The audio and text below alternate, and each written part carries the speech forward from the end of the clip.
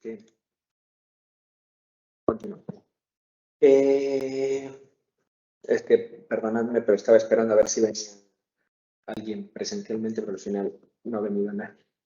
Así que solo voy a hacer la clase, pues eso, online, por la plataforma, por Google, no, por Microsoft Teams, que es lo que utilizamos.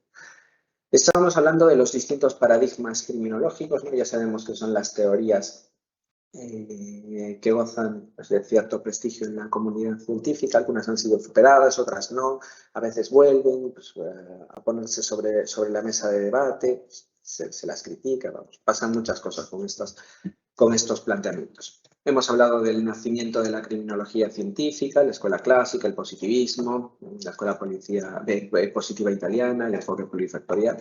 Hemos hablado del paradigma sociológico y de las teorías unitarias, la escuela de Chicago, la teoría de la desorganización social, el paradigma sociológico. Y estábamos entrando a los enfoques críticos. Y habíamos empezado a explicar la teoría o el planteamiento del labeling approach, que como sabéis hace referencia al enfoque o a la teoría del etiquetamiento, más que teoría enfoque se le suele llamar. Había, me parece, terminado la última lección, la última clase, indicando que esta teoría se refiere fundamentalmente o hace referencia fundamentalmente a que en realidad el Estado es quien selecciona a los delincuentes y los etiqueta, y selecciona a los delincuentes partiendo de los propios intereses que tiene el Estado. El Estado tiene pues, un determinado interés en criminalizar la conducta de algunas personas, pero no criminalizar la conducta de otras.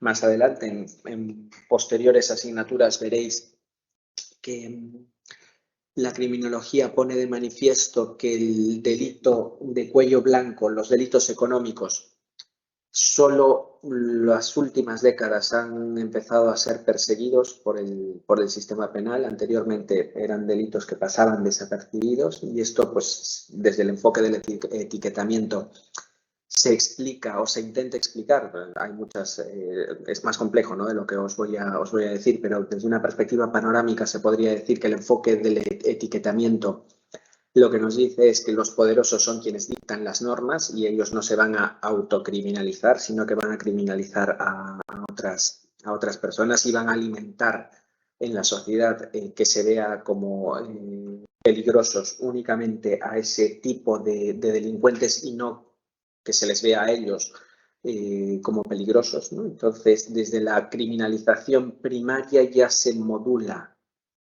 a quién se va o a quiénes van a ser los destinatarios de la ley penal. Y luego en la criminalización secundaria, es decir, en la aplicación en los tribunales de la ley penal, pues la consecuencia va a ser que, dado que el Código Penal es un código penal creado o ideado para determinado tipo de personas o determinada clase de personas, pues va a recaer sobre esas personas. Y luego encontraremos en los centros penitenciarios a ese tipo de personas y no encontraremos a los ricos y a los poderosos, ¿no? Eso es lo que nos plantea la teoría del etiquetamiento. Se suele indicar que el etiquetamiento depende más de la reacción de la sociedad que del acto mismo.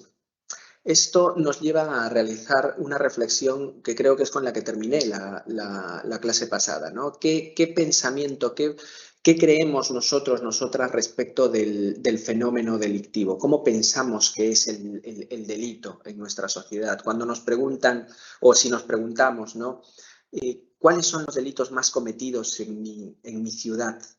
Pensamos en unos delitos muy concretos. No pensamos en los delitos de cuello blanco. No pensamos en los delitos de los poderosos. Pensamos en otro tipo de delitos. Entonces, el etiquetamiento depende más de la percepción que tiene la sociedad que del acto mismo. El acto, pues, puede ser muy grave, puede ser incluso más grave, puede causar más daño que un delito patrimonial común y silvestre, y sin embargo no lo vemos. Esto lo vais a estudiar, como os decía, cuando escojáis, si escogéis la asignatura, porque yo creo que es optativa, la asignatura de delincuencia de cuello blanco. Veremos que el delito de cuello blanco, el delito económico, nos afecta más a los ciudadanos, a todos y cada uno de nosotros, que el que una vez nos encuentre un carterista y se lleve nuestra cartera o se lleve nuestro móvil. Ese carterista nos ha causado menos daño que el daño que nos causa el delincuente de cuello blanco. Sin embargo, no vemos ni denunciamos con tanto entusiasmo al delincuente de cuello blanco, pero sí denunciamos al carterista, ¿no? Entonces, ese es un indicio que nos lleva pues, precisamente a la conclusión de que el etiquetamiento no depende del hecho que se comete, sino depende de la percepción que tiene la sociedad respecto del delito. La sociedad, cuando piensa en delito, piensa en unos delitos, no piensa en todos, piensa en los delitos pues, de los que podemos ser víctimas más evidentes y más directas. Pienso en mi bolsillo, si me han metido la mano en el bolsillo, en mi cartera, en mi móvil, en mi bolso, en mi mochila, pero no pienso en los demás daños que me puede causar el delincuente de cuello blanco, ¿no? Que pueden repercutir en cuestiones elementales. Por ejemplo, en que se prive al Estado de una enorme cantidad de dinero, de recursos que pueden servir para mejorar la infraestructura sanitaria. Entonces, el delincuente de cuello blanco nos afecta en bienes importantísimos, como puede ser la salud y la vida, pero de manera indirecta. Está muy camuflado el delincuente de cuello blanco. No lo llegamos a ver, ni llegamos a hacer esa correlación entre su actividad delictiva y el daño que me puede causar a mí. No solo a mí, a mi familia, a la sociedad, al país entero. Entonces, y ese es solo uno de los efectos de la delincuencia de cuello blanco. Hay muchísimos más en relación con la estabilidad económica, el sistema bancario. Es que el delincuente de cuello blanco, vamos, causa unos daños tremendos, ¿no? Pero a nosotros, a la sociedad, lo que nos interesa pues es eso, es el carterista, que no me quiten los 50 euros que llevo en el bolsillo, ni que me quiten el móvil que ya está viejito, ¿no? Sin más. Entonces, decíamos, ¿no?, que el etiquetamiento depende más de la reacción de la sociedad que del acto en sí mismo. El acto puede ser más grave, pero nosotros muchas veces no los vemos. Y el Estado tiene ese concepto de delito. El Estado, el poder legislativo, el legislador, también tiene ese concepto de delito, porque el legislador es parte de la sociedad. También está sesgado. También solo ve determinado tipo de delincuencia, pero no ve lo demás, ¿no?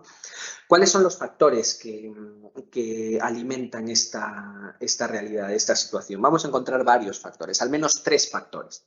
El primero de ellos es el grado, la cantidad y la visibilidad de la infracción. En efecto, en la delincuencia común, la delincuencia pues, que vemos en la calle, observamos las formas más burdas de cometer delitos, las formas más vulgares de cometer delitos, las formas más visibles de cometer delitos, ¿no? Entonces, veremos a un ladrón que le está metiendo la mano en la mochila a la víctima, o que está intentando cortar la cartera para que se caiga el móvil, el bolso, para que se caiga el móvil y la cartera, o para poder meter la mano y llevarse el bolso y la cartera. Fijaros, esa es una forma de criminalidad bastante burda, bastante primitiva, ¿no? Meter la mano y me llevo el objeto que quiero. Entonces, la delincuencia común tiene más visibilidad, es más visible. También es probablemente la más cometida, también porque se le ve más. La delincuencia de cuello blanco no. La delincuencia de cuello blanco es más sofisticada. Las personas que cometen delitos de cuello blanco incluso llegan al punto de camuflar ese delito de cuello blanco como una operación de riesgo, ¿no? Ha habido pérdidas. Lamentablemente, esta inversión no nos ha salido bien y hemos perdido dinero, cuando en realidad lo que ha pasado es que ha habido, vamos, un saqueo de cantidades astronómicas, ¿no? Entonces, esta característica también es importante tenerla en cuenta, ¿no? El grado, la cantidad y la visibilidad de la infracción. Luego los medios de comunicación se dan cuenta del delito de cuello blanco, pero no tanto como dan cuenta del delito común. Ese es el primer factor. El segundo factor lo encontraremos con el poder del infractor. El delincuente común no tiene poder. El delincuente común es una persona marginada. El delincuente de cuello blanco tiene a su disposición a los mejores despachos de abogados del país. El delincuente de cuello blanco tiene a su disposición a los mejores contactos del país. Tiene poder político, tiene poder social, tiene poder económico. Entonces, eso también contribuye a que el etiquetamiento se realice con mayor facilidad en determinadas personas y se realice con mayor dificultad en el delincuente de cuello blanco. Y por último, el tercer factor, el nivel de tolerancia de la comunidad. El nivel de tolerancia de la comunidad. Entonces, no estamos dispuestos a tolerar los robos. De hecho, la poca tolerancia que tenemos con los robos comunes, quiero decir, ¿no? Con el ladrón común, ha llevado al legislador a establecer lo que se suelen llamar políticas de tolerancia cero. Seguramente habéis oído habitualmente y en muchas ocasiones esas frases, ¿no?, que van orientadas hacia la dirección de que este ladrón, como saben muy bien lo que robar, no roban hasta determinada cantidad, de modo que entran a la comisaría y de la misma salen. Nunca pagan una pena de cárcel por ese tipo de robos, ¿no? Entonces, esa queja realizada por la sociedad de manera frecuente ha llevado a los legisladores a establecer políticas, como os decía, de tolerancia cero del modo en el que permiten que con la comisión de por poner un ejemplo, 3 pequeños delitos que por sí solo no son importantes, son delitos de escasísima entidad, 3 pequeños delitos dan lugar a la configuración de un delito más importante y con esto te meto a la cárcel. A esto se le suele denominar con el nombre de 3 strikes and you're out. 3 faltas y estás fuera. Esto es una expresión exportada del derecho angloamericano, ¿no?, que además proviene del béisbol, ¿no? 3 strikes and you're out. 3 faltas y te vas fuera. Entonces, la sociedad no tolera el delito común. Y como la sociedad no tolera el delito común, la delincuencia de menor entidad, eso se refleja en las legislaciones. Pero la sociedad no dice nada del delincuente poderoso. O lo dice, pero en menor medida. Cada vez somos más conscientes de esa situación, pero hasta ahora no lo hemos sido. Entonces, hasta ahora se podría decir que ha habido un mayor grado de tolerancia respecto de los delincuentes poderosos y mucho menor grado de tolerancia, o todo lo contrario, intolerancia respecto de los delincuentes de poca monta. Todavía los criminólogos dan un paso más. No solo podemos decir que toleramos más a los delincuentes de cuello blanco, sino que muchas veces llegan los criminólogos a decir que se les admira a los delincuentes de cuello blanco. Entonces podemos encontrar a los representantes por poner un ejemplo, ¿no?, de nuestros partidos políticos, del partido político al que yo le he votado toda mi vida. Entonces soy convencido de esta opción política, con independencia de cuál opción política tengamos, más de derecha, más de izquierda, la opción política que tengamos. Pero no vamos a desconfiar de ellos.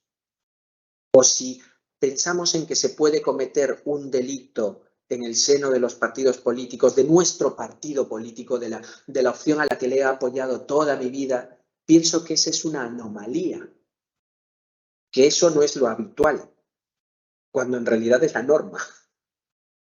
Incluso, como digo, en el partido político en el que he depositado toda mi confianza durante toda mi vida. Entonces, esa es una característica también del delito de cuello blanco. Muchas veces se piensa que el delincuente de cuello blanco es un caso aislado, es la excepción a la regla, y la regla es que todo funciona bien, que no se cometen delitos, cuando en realidad pasa lo contrario, ¿no? Que se cometen muchos más delitos de los que pensamos y de los que llegamos a descubrir. Entonces, esos son los tres factores que pueden alimentar precisamente el enfoque del etiquetamiento. Bien, dentro del enfoque del etiquetamiento vamos a encontrar otra teoría. Esta teoría es la denominada teoría del avergonzamiento reintegrador. La teoría o el enfoque del avergonzamiento reintegrador lo que nos viene a decir es que probablemente sí, con la imposición de la pena, con la imposición del castigo, le provocamos avergonzamiento, provocamos vergüenza, un sentimiento de vergüenza en el delincuente, esta persona decida no volver a delinquir. Por eso se le llama teoría del avergonzamiento reintegrador. Te voy a avergonzar para que tú vuelvas a comportarte conforme a derecho, para que tú te reintegres en la sociedad. Entonces, ese es un planteamiento que también se estudia dentro del marco de los enfoques críticos, particularmente de la teoría del Labeling Approach, pero tiene su contrapartida. Entonces, así como hay quien defiende que el avergonzamiento reintegra, encontraremos criminólogos que defienden que el avergonzamiento desintegra. Es decir, que se produce el efecto contrario.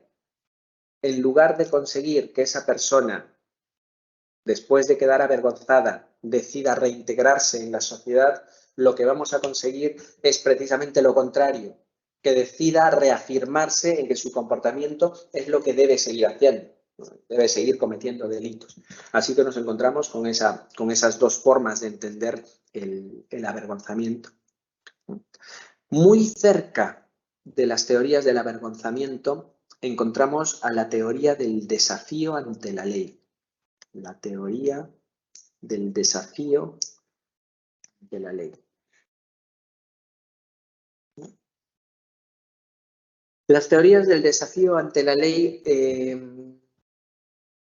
lo que nos vienen a decir es que depende del trato que reciba el delincuente para afirmar que se va a reintegrar o, por el contrario, que puede reafirmar su personalidad criminal. Como os decía, está muy cercanas al principio a la teoría del avergonzamiento. Entonces, en función del trato que le dé, le puedo reintegrar. Pero si le trato de una manera que no le gusta, si le trato mal, lo que voy a conseguir es que ese delincuente se reafirme en su personalidad antisocial. Esta sociedad no le trata bien. Por lo tanto, él va a seguir siendo antisocial. Él va a seguir insistiendo en su personalidad criminal. Va a reafirmar esa personalidad criminal. Entonces, esto nos tiene que llevar a reflexionar precisamente sobre las condiciones de los centros penitenciarios. ¿Cómo estamos tratando a la población penitenciaria? ¿Estamos incentivando que reafirmen su personalidad criminal o, por el contrario, estamos trabajando, estamos haciendo las cosas bien y estamos desincentivando esa reafirmación de la personalidad criminal? Entonces, es otra de las teorías. Por último, en el marco de las teorías del Labeling Approach, vamos a encontrar las teorías de las valoraciones reflejas. Teorías de las valoraciones reflejas. Con base en estas teorías se sostiene que la percepción de la idea que los demás tienen de nosotros condiciona nuestra personalidad. La percepción de la idea que los demás tienen sobre nosotros condiciona nuestra personalidad. Dicho de otro modo, si percibimos que la sociedad nos ve como delincuentes, entonces esas personas que perciben eso tienden a delinquir más. Por el contrario, si un colectivo percibe que la sociedad les ve como personas fieles al derecho, ese colectivo tiende a reafirmar su fidelidad a la ley, su fidelidad al derecho. Fijaros lo importante para las teorías críticas, para los enfoques críticos, que lo importante que es la sociedad. Entonces, muchas veces plantean que la sociedad es criminógena.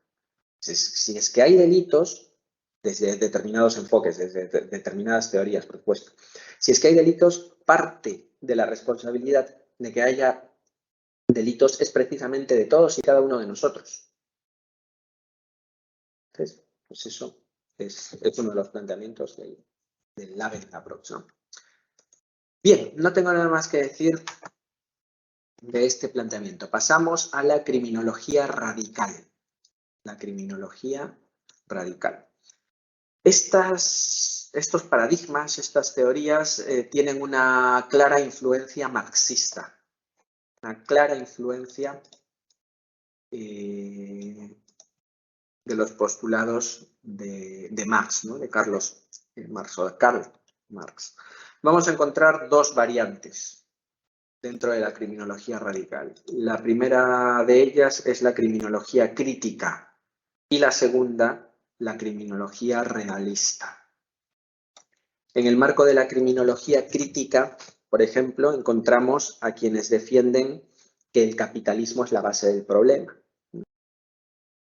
que existe una lucha de clases y que las leyes están creadas por las clases poderosas para reprimir a la clase obrera. Fijaros que existen puntos en común con las teorías del Labeling Approach. Existen puntos en común. El Labeling Approach no necesariamente plantea una lucha de clases, por eso no se puede identificar como una criminología o un planteamiento marxista.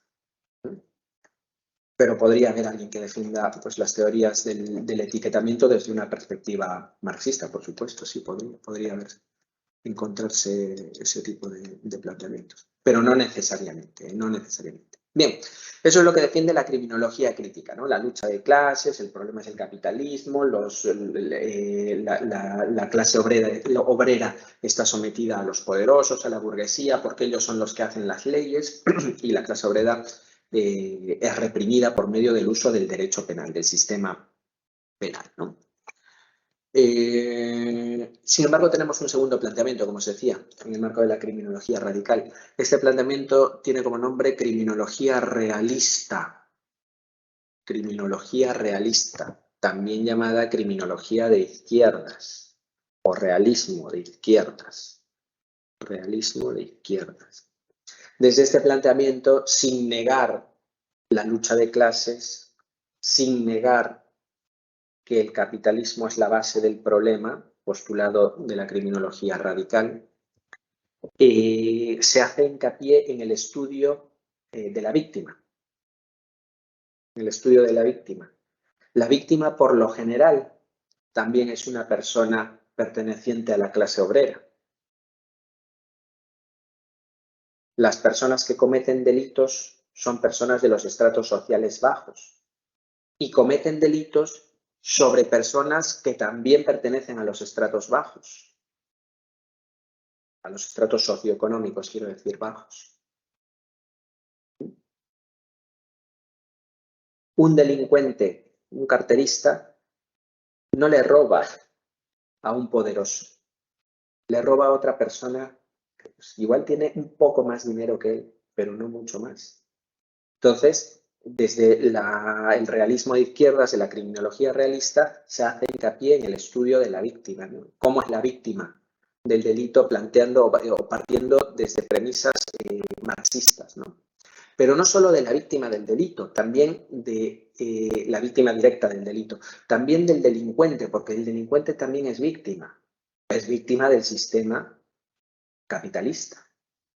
Entonces, este planteamiento se centra, se focaliza en en la víctima, ¿no? Cómo se puede evitar la victimización, tanto de esas víctimas directas del delito como de los delincuentes que también son víctimas del sistema. También son víctimas del sistema. Porque se ven obligados a delinquir, ¿no? El sistema capitalista de libre mercado no les dota de las herramientas necesarias para que puedan vivir al margen de la delincuencia, al margen de la actividad delictiva. Bien, esta es la criminología radical. Hablemos de los modelos del conflicto. Los modelos del conflicto nos plantean una cuestión muy simple. El conflicto es el estado natural de las cosas, nos dice. Los seres humanos vivimos en permanente conflicto, los unos con los otros. Ahora bien, ese conflicto se podrá justificar o se podrá articular desde distintas premisas, ¿no? Hace un momento, por ejemplo, articulábamos el conflicto desde las perspectivas marxistas. Vivimos en una permanente lucha de clases. Los pobres contra los ricos contra los pobres, la clase obrera contra la clase burguesa. Entonces, los modelos del conflicto alimentan estas corrientes o pueden alimentar las corrientes construidas desde la criminología radical, desde la criminología marxista. Bien, no tengo nada más que decir de los enfoques críticos. Hablemos también de las teorías del derecho penal. Vamos a encontrar dos modelos. Los modelos del conflicto, nuevamente, ¿vale? Y por otro lado, los modelos del consenso. Los modelos del conflicto y los modelos del consenso. En el marco del derecho penal, fijaros, ya estamos saliendo de la criminología, nos estamos internando en la dogmática penal, en la teoría jurídica, en la explicación del porqué de las normas. Es decir, que sacamos el pie, sacamos la patita de las ciencias empíricas, como la criminología, y nos adentramos y ponemos el pie en las ciencias jurídicas, las ciencias de la argumentación jurídica. Entonces, desde el modelo del conflicto se sostiene que los poderosos dictan las normas, los poderosos deciden qué proteger y cómo protegerlo, y por último también deciden que no se va a proteger. Y probablemente decidan no proteger algunos intereses que ellos estén aprovechando. Por el contrario, tenemos a los modelos del consenso. Los modelos del consenso. Los modelos del consenso defienden la idea de que el derecho penal no está creado por los poderosos. El derecho penal es el resultado de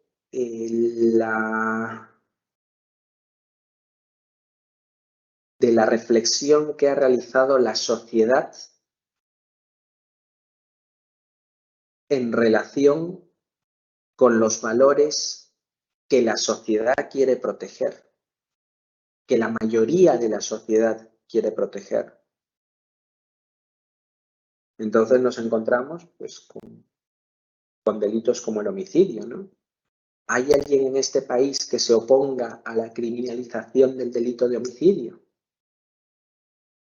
¿A alguien le parece mal castigar a los homicidas? Bueno, no sé que sea el propio homicida, probablemente, ¿no? Pero aparte del homicida, ¿a alguien en la sociedad le parece mal castigar a quien quita la vida a otro? Otro ejemplo que podríamos poner es precisamente los delitos sexuales. ¿A alguien en esta sociedad le parece mal que a un violador se le imponga una pena de cárcel? Entonces, el derecho penal, desde las teorías o las tesis del consenso, nos dicen que el sistema penal, el código penal, refleja los valores mayoritariamente compartidos por la sociedad. No es que refleje la voluntad de los poderosos, refleja aquello que todos queremos, que todas queremos. Y la cúspide o la base de la cual a partir de la cual, mejor dicho, se construyen esos valores, es precisamente la Constitución. La Constitución ha sido aprobada por una mayoría por la voluntad popular. Y es en esa Constitución donde se incorpora la lista de derechos que queremos proteger. Y esos derechos se corresponden precisamente con los bienes jurídicos que se protegen por medio de las leyes penales. Entonces, todo encaja, todo se encuentra en perfecta sintonía. El derecho penal es derecho penal constitucional. Y la Constitución es fruto de la voluntad popular. Por lo tanto, lo que protege el derecho penal son bienes jurídicos, son valores aceptados mayoritariamente. Entonces, fijaros cómo se contrapone el modelo del consenso al modelo del conflicto. El modelo del conflicto pues, niega esta situación, no niega este planteamiento. Dice, no, los ricos son los que hacen las leyes y los demás estamos sometidos a la voluntad de los poderosos. Bien, con esto hemos acabado de exponer o presentar los paradigmas criminológicos. ¿Vale? Hemos acabado con esta lección. Empecemos entonces con la explicación de la siguiente, la vinculada con las funciones de la criminología. Exactamente no sé qué número de lección vamos. Creo que esta será igual la cuarta. ¿Cuarta o quinta? No sé. Pero bueno, vamos bien. ¿Vale? En cualquier caso, estamos bien de tiempo. Yo creo que nos dará tiempo a acabar la explicación. Es la cuarta, la de la misma. La cuarta. Pues nos queda esta, cuarta, quinta y sexta. Nos quedan 3 lecciones. Estamos en la mitad, entonces. Estamos en el ecuador. No. La cuarta es la que hemos visto. La que vamos a ver es la quinta, creo. Ah, la quinta. Pues entonces ya hemos pasado el ecuador de la asignatura. Igual hasta nos sobra tiempo, fijaros. Vamos a ver. Bien. Hablemos entonces de las funciones de la criminología. Tradicionalmente se ha concebido que la criminología, o se ha aceptado que la criminología tiene 4 funciones. ¿Vale? La primera de ellas es explicar el delito. ¿Por qué se cometen delitos? La segunda, la medición de la delincuencia. ¿Cuántos delitos se cometen? La cuarta función es el control del delito. Pues vamos a ver qué herramientas son adecuadas para evitar que se cometan delitos. O evitar que se cometan tantos de delitos. Y por último, la prevención del delito. Vamos a incidir en los delincuentes, en las personas que han sido condenadas, para que no vuelvan a cometer más delitos. Entonces, esas son las 4 funciones clásicas de la criminología. Vamos a hablar ahora de cada una de ellas. Empezamos con la primera, la explicación del delito. Explicación del delito. A la criminología le interesa, desde luego, conocer las causas del delito. A esta actividad le vamos a llamar la etiología del delito. La etiología del delito implica, o a lo que aspira, es a conocer las causas del delito. La etiología intenta explicar las causas de las cosas y la etiología del delito las causas del delito. El derecho, las ciencias jurídicas no pueden aportar esta información. El derecho lo que establece son normas de convivencia, pero el derecho ni siquiera tiene como objeto, como objetivo, como finalidad de explicar la delincuencia. La criminología sí. A la criminología le interesa conocer el derecho por algunas razones, pero no es su objeto de estudio principal. Esto ya lo hemos visto en las primeras lecciones, cuando hablábamos del objeto de la criminología. Así que es tarea específica de la criminología explicar el delito. Hay otras ciencias que han intentado explicar el delito. Desde la psicología se ha intentado explicar la personalidad del delincuente, por qué el delincuente comete delitos. Desde la sociología también encontramos estudios que intentan explicar el delito. Desde la psiquiatría también encontramos. Recordad a Lombroso era médico, entonces también intentaron explicar el delito. Pero la criminología tiene a su favor el hecho de que es la ciencia que va a sistematizar todos los aportes que provienen de esas ciencias auxiliares a la criminología. Y solo después de haberla sistematizado, intenta ensayar una explicación del delito. ¿Cómo se explica el delito? Por medio de todos los paradigmas que hemos comentado en la lección anterior, la lección número 4. Entonces hay distintos modelos, distintas teorías, distintas hipótesis de explicación del delito. Bien, desde una perspectiva interdisciplinar, para poder explicar el delito, la criminología va a emprender el estudio del delito. ¿Qué es el delito? ¿Qué debe ser delito y no lo es? Por ejemplo, hablábamos del delito de cuello blanco, ¿no? Entonces, en la década de los 70 del siglo pasado, 1970, un criminólogo muy famoso, el cual escucharéis, pues eso, ¿no? Ya os he comentado en distintas asignaturas, Sutherland, pone de manifiesto que hay conductas realizadas por hombres poderosos que no merecen, no están recibiendo reproche penal, sin embargo están causando muchísimo daño. Entonces, lo que le interesa a la criminología para explicar el delito es conocer qué es el delito. Primero voy a saber cuál es el objeto de estudio para poder luego explicarlo. ¿Qué es el delito? Es la primera cuestión que hay que determinar. Hoy en día sabemos, ¿no? Esto lo hemos también explicado, que la criminología tiene como punto de partida el concepto legal de delito, lo que me dice el Código Penal que es un delito, pero no me veo encorsetado por ello. Quizás voy a estudiar otras conductas que hoy no están criminalizadas, pero que podrían criminalizarse mañana. O que, aunque no se vayan a criminalizar mañana, son interesantes para mí, para poder conocer el delito, para poder explicar el delito, ¿no? Entonces, esto hay que tenerlo también bastante presente. También, en segundo lugar, la criminología emprende el estudio del delincuente.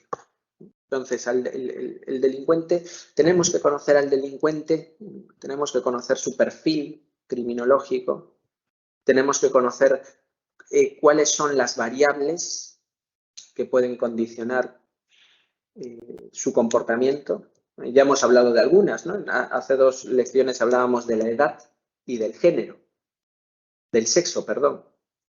Hablábamos de la edad y el sexo. Y habíamos visto cómo correlacionan esas 2 variables con el delito. Pero podemos hablar de muchísimas más variables. Podemos hablar de los estudios, podemos hablar de las condiciones socioeconómicas, podemos hablar del trabajo. Las personas que están en paro cometen más delitos, menos delitos que las personas que están en activo, trabajando. Podemos hablar del entorno social. Podemos hablar de múltiples variables. Entonces, todas estas variables me permiten conocer al delincuente y me van a permitir ensayar propuestas. Me van a permitir ensayar perfiles de delincuentes, sus características, cómo son los delincuentes y estudiar, evidentemente, también tendréis asignaturas vinculadas con el análisis estadístico, habrá estudios desarrollados sobre una muestra apropiada. Yo ahí, ese ya no es mi terreno, yo no sabría cómo realizar un estudio estadístico, pero vosotros estaréis en esas condiciones, ¿no? Saber cómo se hace un estudio estadístico que tenga validez científica.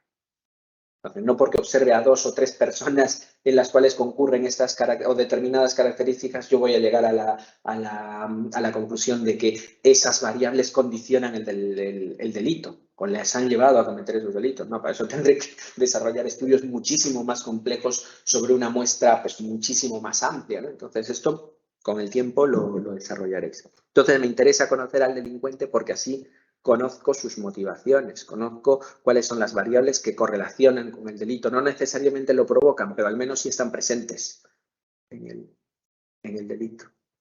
Hablábamos del delito de cuello blanco.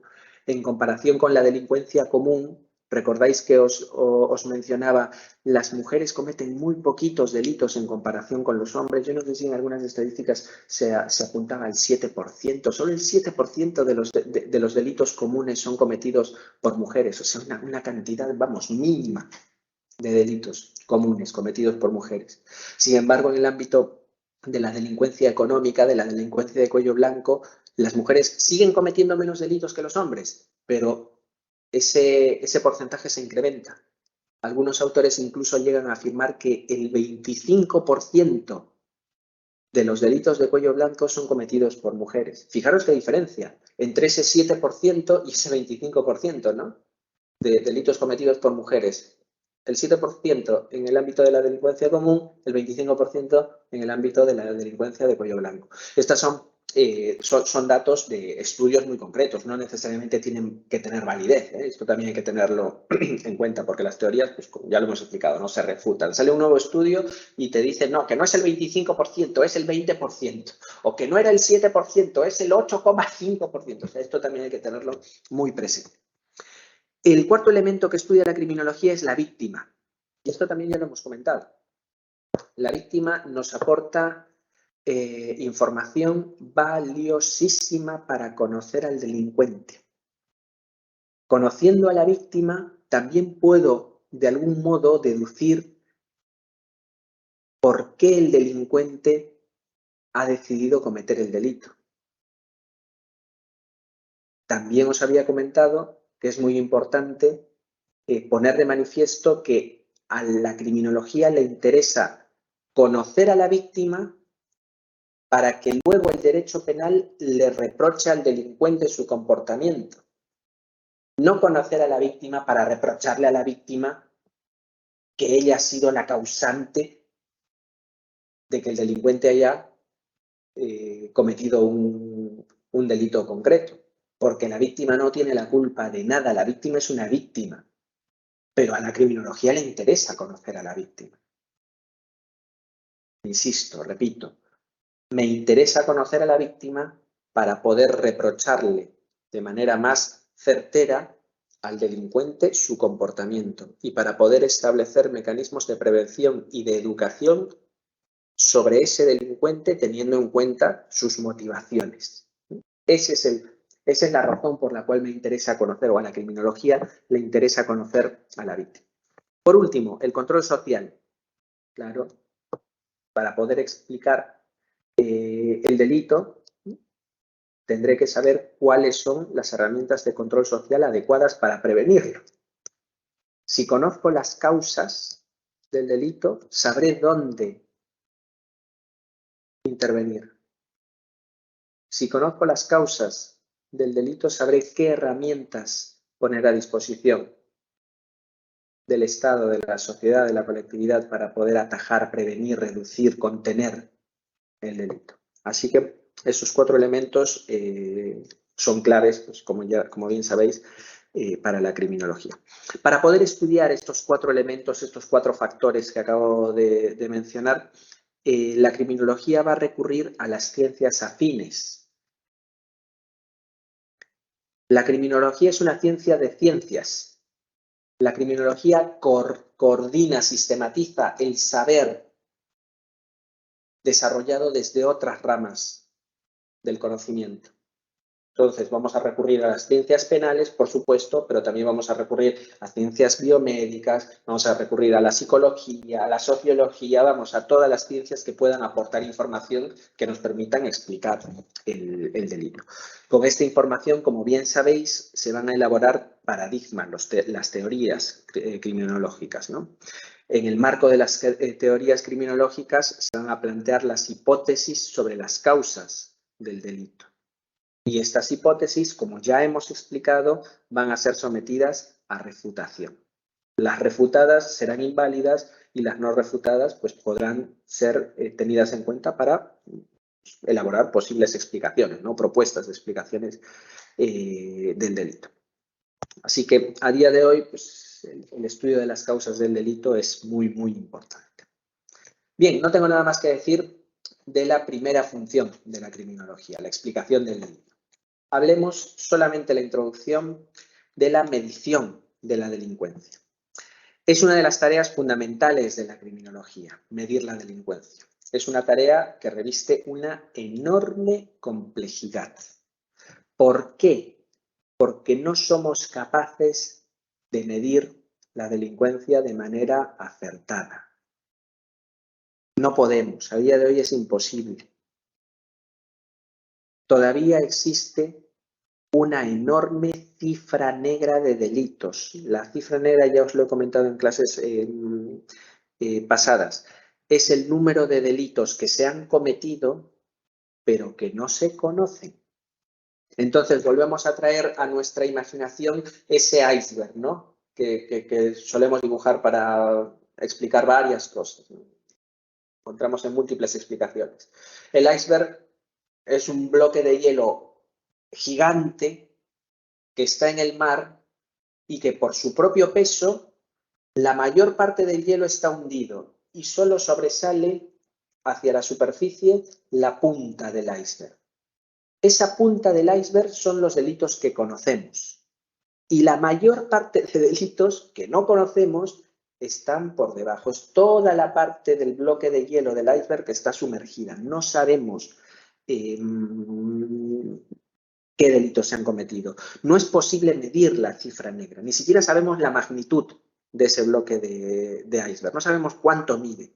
Sabemos que es enorme, pero no sabemos cuán grande es. No se va a reflejar en estadísticas. Las estadísticas no recogen el total de delitos cometidos. Entonces encontraremos delitos que no se han denunciado nunca. Encontraremos delitos que todavía no son considerados delitos. Encontraremos delitos que han sido sometidos a un juicio, pero que los tribunales han tenido que absolver por falta de pruebas. Entonces, ahí hay muchísimos delitos que no se contabilizan, que no se pueden contabilizar. La cifra negra no nos permite conocer con exactitud el fenómeno criminal. No nos permite conocer con exactitud el fenómeno criminal. Y termino.